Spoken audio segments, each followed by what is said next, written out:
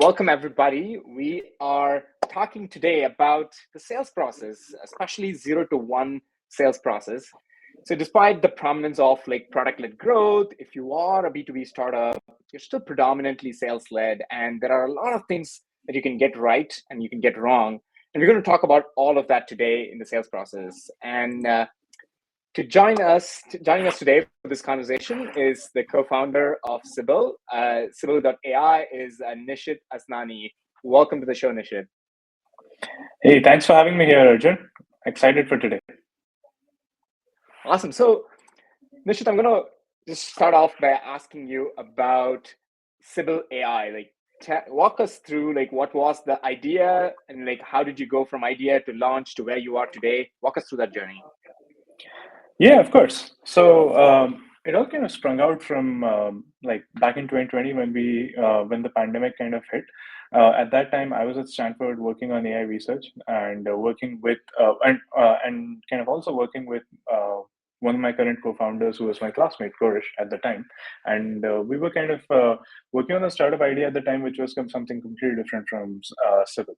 But then the pandemic happened, and we had to pivot, and we kind of were in the dark ages for some time where we were building our prototype in a week and then testing it out with a few users and realizing that it didn't really work out, and then going back to the drawing board and working on something else. And we did that for quite a bit of time.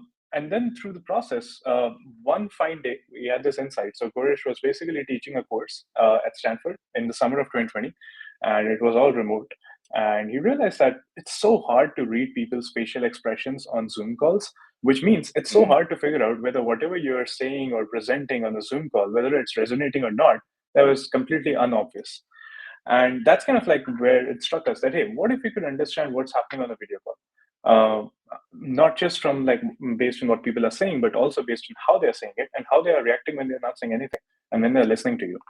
And so we started building Civil from there on. We established the company, started building the first product, got our first pre-seed round of funding with some angels and some investors. And that's kind of like how we got started.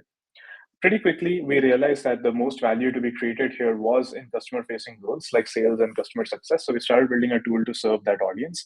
And then pretty quickly after that, like Gorish and I got on like 500 sales calls over the next year. And we basically understood that, okay, the way we were doing it was like we were taking all of this data from calls from both video and audio and putting that into charts and graphs. And that is not how this was going to work. We had to create a summary of the conversation and like simple bullet point list summary in English, easily readable. And that is how the end user was going to kind of use it. That is how they were going to actually get value from it. And that's how it was going to help sales reps progress deals further. And that's how sort of like the idea of, okay, let's work on call insights kind of came into being. Fast forward to 2022, we launched our first kind of call summarization platform. And we got our first set of customers. It had all the key information, but it wasn't laid out in the most beautiful or most easily humanly accessible way. And then in December of 2022, when ChatGPT launched, we saw that this was the missing piece. And we plugged our existing models to figure out existing models. And then we plugged GPT 3.5 right behind it, like right at the end of the process. And what we got out of it was that our own homegrown models were able to figure out each person's interests and pain points, their high points, low points, their intent, what they went out of the call with, action items, all of that, social hierarchy in the call, all of that stuff. And then GPT was able to take all of that and produce a very neat and clean, easy to read summary out of it. We launched that as Magic Summaries, and that kind of spearheaded our growth over the next year and a half. And that's kind of like where we're at right now. So today, Sibyl is not just doing call summaries, but it's doing a bunch of different stuff to automate away a lot of the busy work for a sales rep's life. So we're essentially building sort of an administrative assistant for sales reps. So every sales rep has an admin assistant. Today, sales reps spend 60-70% of their time doing admin work. Hopefully, in the near future, in the next 2 to 3 years, they'll be doing 0% of their time in admin work, thanks to Sibyl. So that's sort of like where we're headed towards. I love it. I think like leveraging AI and to make the world of like the SDR simple, and especially you were in an AI world and then like came along ChatGPT and then like it was a great marriage there, and looks like you're off to the races right now, and this is exciting. So Walk us a little bit more about like that early sales that you had to like the last 1.5 years of growth. What are some of the go-to-market strategies that worked well for Sybil? Given that like you folks are in the sales world as well, what really worked and like how did you find that growth engine for yourself? Absolutely. So I think as with any other first time founder, we had a lot of like kind of things like random walk sort of things. We did something, figured out it didn't work, then did something else, figured out it worked, tried to double down, and then it didn't work, and a lot of that stuff going on. What we did find worked really well for us was basically realizing over time that our biggest strength was building a great product. And what that means Mm, is that the strongest source of new revenue could be existing customers. If you don't mm, have a great product, but you have a great sales motion, then that probably doesn't apply. But if you have a great mm, product, then your sales motion to some extent can basically be based off of making sure the current customers are happy with it, they see the value in it, and then they will refer you, and making mm. sure that they know they can refer you and they get something out of it. So that's how we got a lot of our customers. Like once we got the first 30, 40 or so customers, that became like a pretty predominant channel for us of like encouraging existing customers to refer more. And we got referrals a lot more, and we continue to get them a lot now. uh, a great thing about referrals is that it grows along with the size of your customer base, and especially in the sales tech world, people are happy to refer you. Like salespeople love Mm. to talk about things that they use and things that help make their life easier as compared to a lot of other demographics. So that was like the number one thing that kind of has worked for us pretty well. And the close rates in referred customers are like extremely high as compared to close rates from any other outbound or inbound strategies. Um, the second thing that's kind of worked pretty well for us in terms of go-to-market strategies has been kind of LinkedIn. And so Mm. we like for a long time we've had this motion of like we talk about Sybil on LinkedIn as like founders. We have other folks who are influential in the go-to-market and AI world who talk about Sybil. They use Sybil every day. They talk about the tools they use. Sybil comes up, and that's how we get a lot of people coming to the website. And then on the website, we have a page where you can copy paste a link of one of your most recent call recordings, whether it be on Zoom or Zinc or let's say Mm. even Gong or Chorus or whatever, and you get a summary from Sybil right afterwards. So you can basically try out the product without even creating an account, and that really spearheaded a lot of our kind of growth from that. I love it. I think referrals and like LinkedIn influencers seems like the ones that worked for you. And I want to like double click on the LinkedIn influencers a little bit later in the episode. But you mentioned that there were like a few things that just did not work, or like you tried and did not work. Maybe just share with us like what didn't work as well, because like some of our audience will be thinking about like going to market with an early stage product and they're wondering like why some things don't work. And so please share some of those. Yeah, of course.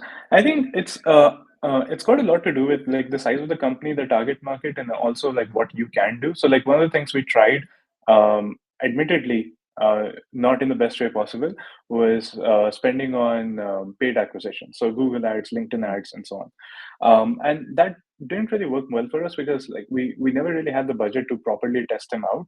Like you need to have a Right. certain amount of budget to really do something and do a lot of A/B tests in paid acquisition. And also we didn't have the expertise to do that. And so that hasn't really worked that much for us. We still get some leads from some of the Google ads we've done, but like historically, just being a small company and kind of working with a lean team, that's not been a strong focus for us. So that was one of the things. I think another thing that we're kind of like, I think the other things I wouldn't say have been failures as much as like lots of experimentation, and we yet haven't just found our stride in terms of making them successful, and we are actively working on making them successful. So things like outbound campaigns, going on conferences and events and things like that are things that we are currently focusing on as well, and hopefully we'll see some positive results over the next 6 months to a year. Love it. Love it. So tell me a little bit more again. Like, I think you've shared with us what you did for your go to market. And so now sort of flipping it, and like, if you were to like sort of talk to somebody who is still in that 0 to 1 phase and like they're thinking about the sales process, what are some of the common things that you think they are doing right now that they should not do? Or like, what are some of the takeaways that you would say that you want to share with them? Yes, I think I'm trying to think through like what is something interesting that is not like just generic kind of suggestions. I think like something that everyone says and holds completely true is that you need to be using the channels, or you need to be where your audience is. So if your target is, for instance, B2B sales teams or B2B marketing teams, they live on LinkedIn a lot, and so yes, you should be on LinkedIn. You should figure out ways in which you can leverage LinkedIn, whether it be through your personal brand or the company, or through influencers, or through something else. So that's like just a basic thing. If you are, let's say, not B2B, if you are a B2C product, probably LinkedIn doesn't make sense for you. Probably you want Right. to optimize a lot more on getting search results. Probably you want to optimize a lot more on Instagram ads or something like that. So that's, I think, one of the things that I would say, that it's important to see where is your audience, and then figure out creative ways in which you can reach there. Even outbound strategies that used to work 3 years, 4 years ago don't work anymore. People are just inundated with too much email, too much LinkedIn messages, too much calls and stuff. So it pays to be really, really creative in your outbound. It's not like cold emails don't work. They do work if you're creative, if you're personalized, if you're kind of relevant and really hit the problem on the head, and a certain set of people will respond. So those are just some of the things. And then I think the lastly on that part is like, one should do what one actually likes to do and is good at. And if you can find an intersection between things that you like to do, things that you're good at, Right. and places where your target audience is hanging out, then something magical can happen potentially.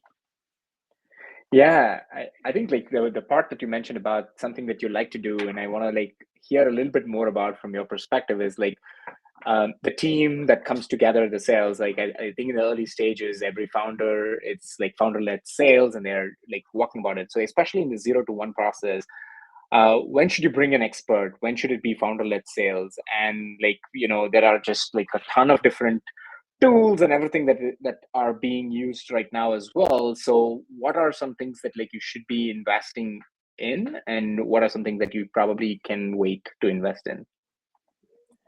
Yeah, I think with respect to your first question of bringing in like a sales leader or go-to-market leader, it really depends again on the type of the company. The common wisdom is to have founder-led sales at least until you hit, let's say, like a 500K or a million or a couple million in ARR, and then you kind of hire a sales leader to kind of take charge of it, and you kind of stay involved. So that is while that is the common wisdom, and I truly think it makes a lot of sense, because like unless you've sold, you don't really know if it can be sold, and what are the levers that you can pull to sell more. And it's really hard to really structure a or really measure a salesperson's success if you don't know if the product can be sold. And the founder, more or less, will be like needs to get to be a really good seller of their own product before they can bring in external help to kind of help scale that up. That being said, it depends on the audience as well. Like our audience was and is sales reps and sales leaders, and Mm. so having sort of a chief revenue officer early on helped us not just in closing some deals, but also helped us in terms of a lot of product feedback from the trenches. Because like we had our own sales team, which was a small sales team of like 2 people, 3 people, and we were selling all the time, like a sales leader, a founder, and a rep, and we got a ton of insights from it, and we could incorporate it back into the product because we were building for that audience. But let's say if you're selling not to the sales audience, if you're selling to, let's say, cybersecurity experts, then probably you can wait and the founder can sell the first few deals, and then you can get a sales leader after that. In terms of like what to invest in, the very basics of what you need to get started with sales is you need a CRM. You need a Right. way to find leads, or to find information about the contacts or leads you have, which, in my opinion, I think the number one thing you need there is just LinkedIn. LinkedIn Sales Navigator is really, really phenomenal at that. And then the last piece there is you need a tool like Sybil, or like other tools out there that you can use to record calls and get insights from the conversations you're having, especially early on, because the sales conversations you have early on, um, are like gold mines of insight about the users and about what they want from the product and what will make the product really sell. And you don't want to lose that information or rely on a memory that you're going to remember this 6 months from now. No, you're not going to remember that. So you need a tool that is able to document it, store it in a way that is easily accessible. And so having a tool that can summarize conversations, transcribe them, put them in like a single database that's searchable is important. I love it.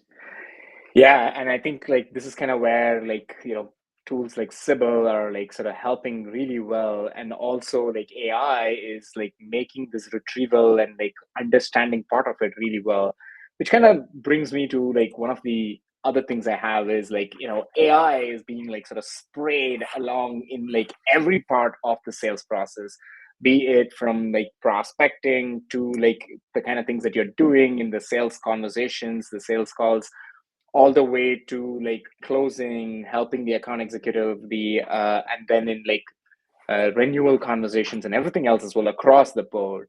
So maybe share with us your idea on like where AI is doing a good job, and like where do you see AI sort of replacing people and like adding a lot more value for an especially for an early stage organizations. In today's day and age, I think it's imperative for early stage organizations to use AI to automate away a lot of the stuff, because because first of all, it really expands your bandwidth in terms of how much you can handle and what you can do, and so you can do a lot more with less, and that is sort of the theme of of the market right now, and AI really helps you do that. So especially when it pertains to like sales, I think top of the funnel, a lot of the things, I would not say everything, but a lot of the things can be automated using AI assistants. So, for instance, some of the SDR work, so writing copy for sequences, can be human supervised, AI initiated. Actually, creating personalized sequences from sort of the data that you have, whether it be sitting in LinkedIn or Apollo or other places, that can be done using AI. And there are tools like Clay that are helping do that. Top of the funnel also in terms of like creating a lot of product documentation, you can use AI for that. Creating a bunch of like, for instance, product marketing material and things like that. You take help from AI. I'm not saying AI can completely automate it. It's not there yet, Right. but you can take help from it to get like the first structure to brainstorm things, and you can have your own expertise or someone on your team kind of looking at it and making it crisper. But that really saves a lot of time if you can use AI to get the first draft of a lot of these things. So that's like on the top of funnel side. When it comes to the actual sales process, AI can help you basically understand what happened in each of the conversations, automatically update your CRM systems like HubSpot and Salesforce with like insights from the deals that you're leading. It can help you write follow-up emails, so your follow-ups are always on time and always on point based on what was actually discussed in conversations. It can help you create, execute contracts. So there's a lot of these different aspects of the sales process that AI can plug into. And once again, the theme being, it's not really replacing you or the work that you're doing. It's basically helping you execute faster on these things so that you can move deals faster, hopefully have more revenue with less number of people. So yeah, I think, and even outside of the sales and growth areas, like you should definitely use AI across the board in this stuff Right. that helps optimize your business, especially like on the operations side, on like, and I can go on and on about this, but like operations side, engineering side, product side, there's a lot of benefits of using AI across the board. Because in a lot of these things, um, like what holds us back is taking the first step. And the first step, a really good first step in many of these tasks, can be taken up by AI. Right. Yeah, getting it to like that okay stage is like all that you need to get started, and then you can actually like involve humans and like make it any better. But like as you rightly said, I feel like doing more with less is becoming the theme, and AI is kind of enabling that because it enables you to like not exactly like take jobs away, but more like the same people can do a lot more right now with the power of AI. Yep. Sort of a last topic that I want to double click on is in this idea of social selling and team influence. And I think you kind of like briefly mentioned in a couple of ways. One, where you're leveraging your influencers and like your network in like platforms like LinkedIn, and how obviously that's where people are, and you're like using that as a channel to meet with these people. Depending on the type of company that you are, maybe YouTube is where that is, or TikTok is where that is, or like, maybe Twitter or like so. Tell us a little bit more about like maybe what is the exact process that you follow when it comes to like engaging in LinkedIn? Like, what does it mean like to be on LinkedIn? What does that mean to you? Yeah, so there's a few different aspects to it. First, some things to keep in mind is yes, LinkedIn is where your target audience is probably hanging out if you're in B2B, but it's also a social network first and foremost. So it's important to be social. It's not just that Right. you just come there, DM a bunch of people, and just get out of it. The community aspect is actually quite important. So what that means is I go to LinkedIn not just to sell, but to also learn from thought leaders, from people who are influential in sales and Hmm. marketing and AI, to kind of learn from them, understand like how they are thinking, how is the world changing, leaving thoughtful comments there, engaging with the people who are interacting with these posts. That's kind of important. Secondly, as you as a founder, you're working through a bunch of different bunch of these things.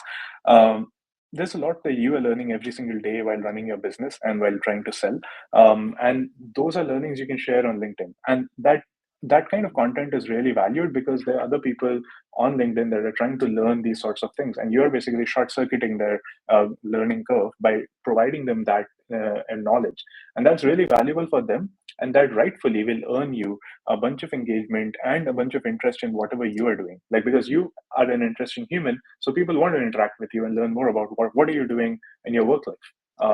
So that's Hmm. kind of like, and like the fancy term for that is personal brand building, I guess. But that's Right. sort of like how I would call it. So that's, and that initiates a lot of conversations. People comment on your post, start a conversation, and then you move that over to like kind of direct messages, and that's kind of like how you build that rapport and trust, and eventually book calls if it seems relevant and the right fit to kind of talk to them about your product. The third aspect there is, like, for instance, influencer marketing, which you referred to, is it's really about, based on your product, like who's like what kind of audience do you really want this product to reach to, and what kind of people is this audience following. So if, let's say, Right. I'm sort of um, I want to sell to salespeople, and specifically, let's say, B2B, mid market, sales reps, sales managers, and so on. So I want to kind of understand, where are these B2B mid-market sales reps and managers hanging out? Whose posts are these guys reading and commenting on? And who are these people? And then you figure out who those people are, and then reach out to them, do a handshake. You start off and you kind of get to know how they post, and is there a way to collaborate with them? Can you help them? In our tool, I think one of the things that really works out is that most of the people who are trying to build a brand on LinkedIn, or like are doing some sort of influencer marketing, they are in some senses selling their craft, and so Hmm. they are getting on sales calls all the time, and we help them with that. Our product directly ties into what they are doing, so they can use our Hmm. product, they can get value out of it, and then they naturally want to promote it to their audience. And that's kind of like where I found the most success, because that's where, like, the best influencer post is when it's not even an influencer post, it's just a customer posting for you. And so Right. and so that's sort of like how I see it.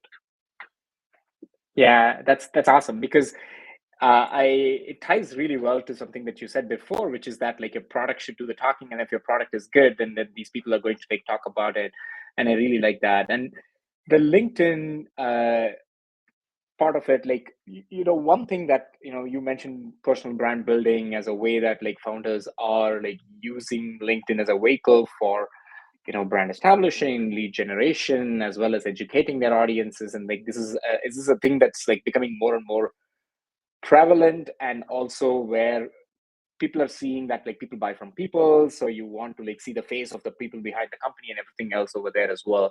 But in Yeah. terms of like the as you scale, as your company becomes bigger and everything, how do you see your you as a founder like using LinkedIn as opposed to like say like your entire organization or your LinkedIn? So it's sort of leveraging your team and like the influence of each person in that team to like use LinkedIn as a channel for this. Is this something that becomes like the culture in the organization, or is this something that you don't see this continuing? It's not a scalable thing, it's what you get from 0 to 1, and then that's pretty much it. I think to some degree it is scalable because, like, as you grow your team, the network of people that you can directly reach out to also grows. Every single new person you bring on board, there are definitely certain people in their network who only they are connected to, and nobody else in your team is connected to. So it makes sense to leverage that. Especially the folks who are more customer facing should definitely leverage that. So the sales and marketing and partnerships and all of those folks in the team should definitely kind of leverage their networks to bring more awareness to the product and bring more leads using LinkedIn. That being said, I think the other scalable way to grow this beyond the zero to one stage is to build a strong company brand on LinkedIn. That Mm, obviously takes time, and people buy from people, and so it's hard to get traction for the company brands. But right. once you're able to crack that initial traction and get to a certain scale, it becomes really powerful. And there are certain companies who have done this really, really well, on not just Mm. on LinkedIn, but also like their companies on Instagram and other such kind of places where they've really done this process well, and they get hundreds of thousands of followers, and people follow that company because it's well known and they post engaging, entertaining stuff.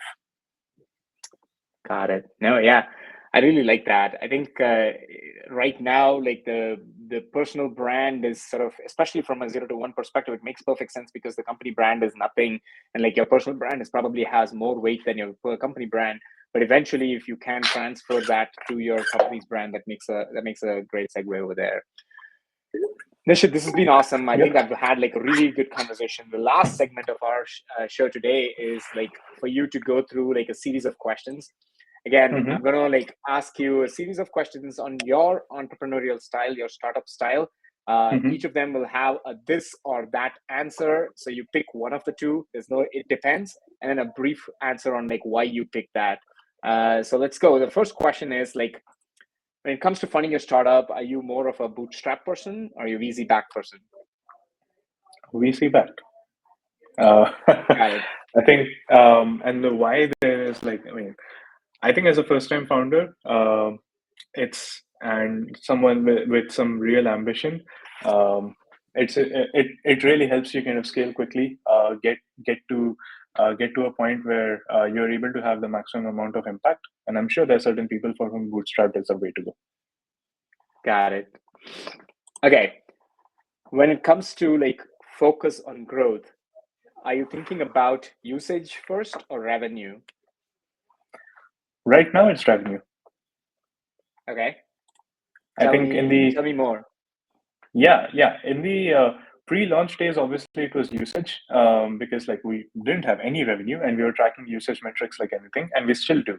And I think over time, revenue just takes precedence because that's what determines like whether the company survives or not, and what kind of opportunities open up in terms of like new investments, new hires, and all of that stuff is determined by revenue, especially in the B2B scenario. That being said, we monitor our like usage of the product like hawks because we are very much like focused on making it the best product in the market, and if the usage drops, then we're not doing that. I love it. Got it. As an entrepreneur, as a 0 to 1 stage, when you are in that, when you face roadblocks, is your intention or like your instinct to iterate or pivot? This is a little bit harder. I would say iterate. Okay. Um, yeah, I think the we should never like one should never probably never no never is too strong of a word. One should probably be hesitant to say that we want to pivot after one failure in any particular domain, whether it be a growth channel or whether it be a product route that we were taking. Because a lot of the times the real value lies in iterating based on user feedback, based on whatever feedback we get from the market, and iterating enough number of times until you hit a point where it really resonates and that kind of flies. And I've seen that happen in Sybil like a multiple number of times. So yeah, pivot definitely makes sense if you've tried like 50 different iterations and nothing's working out. Maybe it's never going to work out. Maybe you should pivot. So I love yeah, it. Love it. So your instincts are to like iterate, right? Makes yeah. sense. When it comes to building your product, do you go with like more experimental features or fewer polished features? Fewer polished features. Tell This me is more. yeah. This is again a strong product philosophy that we have, that we want to do. at least to start with, fewer things, but do them really, really well so that we are the best in the market for the features that we support. So whether it be summarizing calls or summarizing deals or pushing into CRM uh, or pushing into Slack or writing follow-up emails, we want to be the best in the market at that. And thankfully, so far, we've been able to maintain that. It doesn't mean we have hundreds of other features that some other competitors may have, but that's the choice that we have taken. I think that builds a lot of stickiness in the existing users, and that leads to more expansion and growth opportunities and referral opportunities from existing users. Probably building more experimental features may get you more press and get you more kind of top of funnel, but that's a choice. I love it. Last question over here. Working style for yourself, is it more hustle or balance, work-life balance? It's definitely more hustle. More hustle? Yeah, it's um, I think it's a given, especially in the 0 to 1 stage, that the founders definitely need to hustle a lot more. I think over time, obviously, things may change as the team grows, but that's my style essentially. Got it. Nishit, this has been a pleasure talking to you and asking you all these great questions for which I learned quite a bit in this conversation, and also having you play this fun game where you pick this or that from us. Thanks for being here and thanks for answering our questions. Yeah, thanks for having me here, Arjun, and it was great chatting with you. And I also learned quite a bit about my preferences with the last game. so, so yeah, and look forward to doing this again at some point. Awesome. Thank you so much.